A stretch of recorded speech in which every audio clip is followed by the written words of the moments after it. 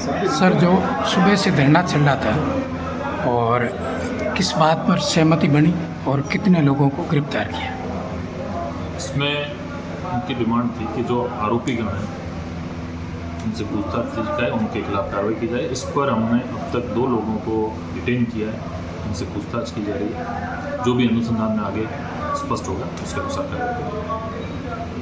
कार्रवाई। थान सिंह जी, देखिए, कल जो घटना घटित हुई वो वाकई में एक सभ्य समाज को तार तार कर देने वाली घटना थी और कहीं न कहीं ये सोचने को मजबूर कर देता है कि आखिर इस सामाजिक ताने बाने को क्या हो गया है कि पूरे का पूरा परिवार, समझदार लड़का, दोनों भाई माँ अपनी जीवन लीला को समाप्त कर लेते हैं। आप और हम सब विचार कर सकते हैं कि इंसान इतना बड़ा कदम उठा रहा है, खुद को मौत के घाट उतार रहा है, आखिर उसके साथ ऐसी क्या बीती उसको मौत के घाट उतरना पड़ा और खुद को सुसाइड करना पड़ा।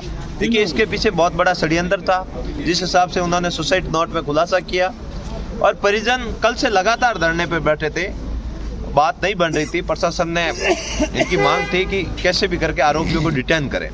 प्रशासन ने 2 लोगों को डिटेन किया, बाकी लोगों का 7 दिन का समय दिया, भरोसा दिया और अगर उन लोगों को डिटेन नहीं करते तो वापस ये लोग सभी तैयार ही हैं। लेकिन 2 लोगों को डिटेन करके प्रशासन ने तीव्रता दिखाई और मामले में अच्छी तरीके से पैरवी करने की कहीं न कहीं हमें भी ऐसा लग रहा है और इनकी भी नैतिक जिम्मेदारी बनते हैं। जब परिवार के सदस्य पूरे खत्म हो जाते हैं उसके बाद ये भी इनके भाई हैं और ये सब मिलकर हम पूरे परिवार की मदद कर रहे हैं और बाकी जो मांगे थी उन सभी बातों पर सहमति बनी। इनका कोई विशेष मांग नहीं थी, आर्थिक पैकेज या फिर ऐसा कुछ। इनकी यही मांग थी कि हमारी ज़मीन है, हमारी ज़मीन को गौशाला के नाम कर दिया जाए। उन्होंने सुसाइड नोट में बाकायदा लिखा। तो अपने बिगमी गांव के लोग, इनके मामा और समस्त एसडीएम साहब से भी बात हुई, ऐसा कोई रास्ता निकाल कर ये ज़मीन गौशाला के नाम कैसे हो, इस पर मानवता दिखाते हुए इसको नाम करवाने की जिम्मेदारी भी सब लोगों की बनती है और जो आरोपी है उनके खिलाफ कड़ी से कड़ी कार्रवाई करके उनको सजा दिलाने की भी। श्रवण जी, सुबह से जो ओशी अस्पताल है उसके अंदर एक धरना चल रहा था, तो किस बात पर सहमति बनी और अभी तक कितने लोगों को गिरफ्तार किया? देखिए, जो अभी तक पुलिस और आला अधिकारियों से बात हुई है और सारे जो है हमारे राजपुरोहित समाज के नेता और राजपुरोहित समाज और छत्तीस कौम के लोग बैठे हुए हैं, उनकी जो हमारी पुलिस अधिकारियों से, एसडीएम साहब से जो वार्ता हुई उस अनुसार 2 जनों को डिटेन किया है और ये प्रेस रिलीज भी अभी करेंगे। और पोस्टमार्टम के लिए जो सहमति अभी है वो सुबह की, क्योंकि परिजनों की तरफ से जो मांगे लगभग मान ली, लेकिन एक ज़मीन का जो टाइटल है जिस अनुसार, जैसे कि जो ज़मीन है परिवार में कोई बचा नहीं है और मृतकों की एक अंतिम इच्छा थी कि वो ज़मीन स्कूल या गौशाला के नाम, गौशाला चाकू लगाता है या गोली ठोकता है और इन्होंने गोली ना देकर जहर खाने के लिए मजबूर किया, तो ये हत्या का मामला है कि नहीं है? हत्या का मामला है।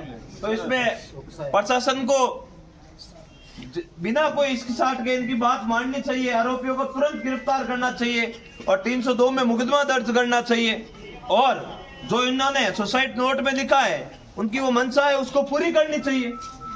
इसमें तो कोई इतना बड़ा तो हमारे लोगों ने आपसे मांग कर नहीं ली है कि भाई इनको 50 लाख का आर्थिक पैकेज या फिर सरकारी नौकरी या दूसरी तीसरी तो कोई मांग नहीं है आपकी। है क्या मांग? मुझे आप बताओ, कोई दूसरी मांग है क्या? बताओ आप मुझे। कोई मांग नहीं है। जब मांग इनकी इतनी है आरोपियों को गिरफ्तार करना, तो पुलिस विभाग या के प्रशासन की नैतिक जिम्मेदारी बनती है बिना कोई संकोच के उनको लाकर अंदर बिठाए। वो नहीं मान रहे तो उनके दूसरे परिजनों को लाकर अंदर बिठाए। 1 घंटे में दौड़ते हुए ऐसे आएंगे, ऐसे जैसे भागते पीछे वैसे आ जाएंगे। कौन कहता नहीं आएंगे, लेकिन प्रयास निवेदन नहीं किया है हाथ जोड़ के कि हम तकलीफ में हैं। बाकी आप ये विचार कर रहे होंगे दरिया समेट ली चले जाएंगे, जब आ गए हैं तो जाएंगे हिसाब से ही न्याय दिलाकर, ऐसे नहीं हटने वाले। अगर आपको किसी को ध्यान नहीं हो तो हमारा इतिहास पूछ लेना, हम जहाँ डटते हैं वहां से हटते भी नहीं है। वहां मेघवाल समाज के साथ बैठा था, या इसलिए आया हूं कि छोटी सी बात है, बैठ के निस्तारण करवा देंगे, ज्यादा लंबी चौड़ी मांगे नहीं है।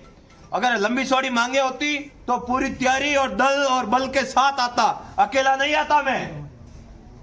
देख लो बालोतरा में बैठे हैं लोग, और यहाँ भी इसी तरह कोहरा मचा देंगे अगर बातें नहीं मानी। अगर देखते हैं प्रशासनिक अधिकारी हमसे आकर बात करते हैं तो बात करेंगे, नहीं तो कल की तैयारी करो, या टेंट लगाओ, कल बड़ी संख्या में अपने लोगों को बुलाओ, आह्वान करो, और कल की जो रणनीति है उस पर मंथन करो, और रणनीति तय करके कल बड़ी संख्या में सब लोगों को बुलाकर इन्हें एहसास भी दिलाओ